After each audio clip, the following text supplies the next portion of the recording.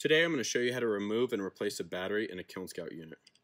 First, we're going to start by removing both of these screws off the back battery cover. And it's also important to note that when these are in the kiln, they can get sap buildup along the seam.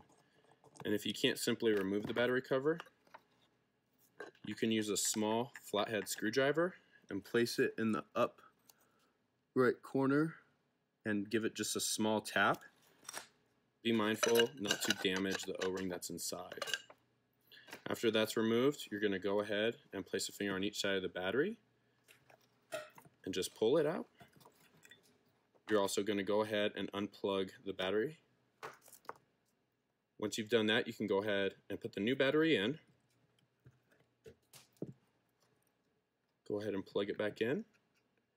And make sure to press the reset button that's right above the battery receptacle.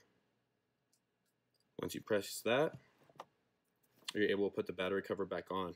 If there is any debris or buildup around the O-ring, go ahead and just wipe that off and clean this surface as well. Once you have that back on, go ahead and replace both of the screws into the unit. And once it's snug, go ahead and give it a 3/4 turn to lock down that O-ring.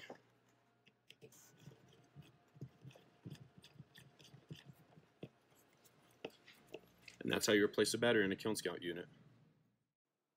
For more information, visit finnagroup.com/SCSFP.